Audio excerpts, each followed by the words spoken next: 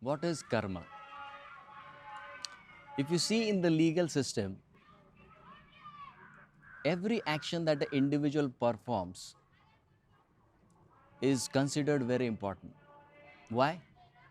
Because that action can be right, that action can be wrong. So, action in technical terms is called as karma.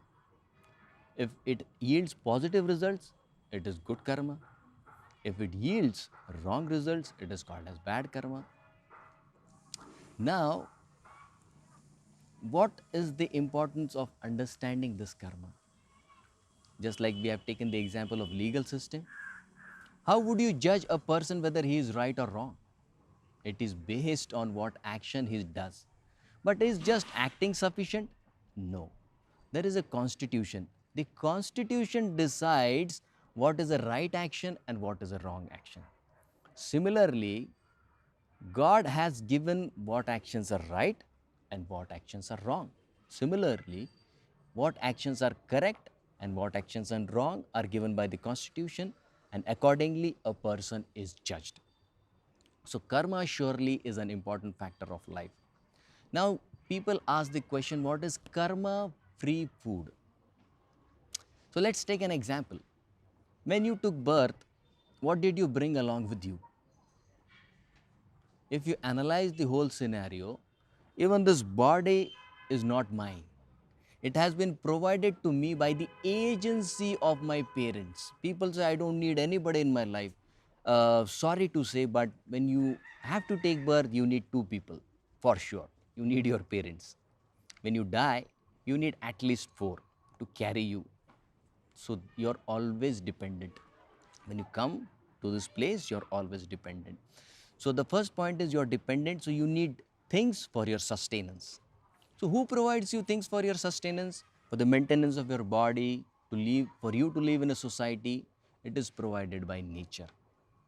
So so Gita says, whose nature is this? It is Krishna's nature. Nature, when you say, is dynamic, it is not static. So it surely has to be a person.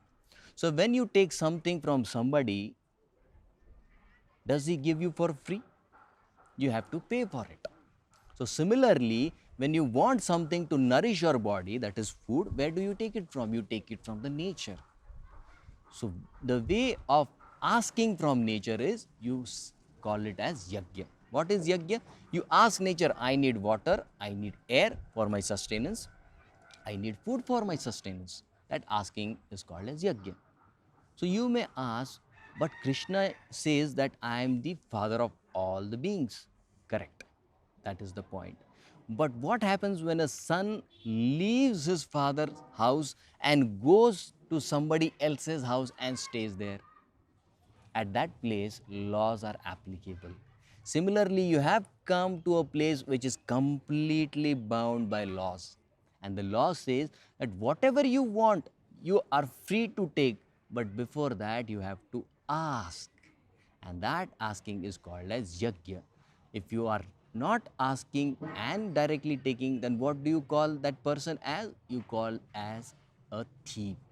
The same technical word for that thief in Gita is tena.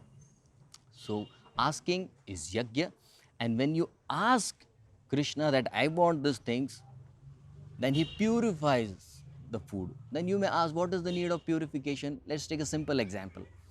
When the rainwater comes through the agency of nature, as soon as it touches the ground, what happens? It becomes contaminated. Similarly, matter in itself is contaminated. So, to purify matter of its contamination, we have to offer it to Krishna, and that food becomes free from all contamination. And that is what we call as karma free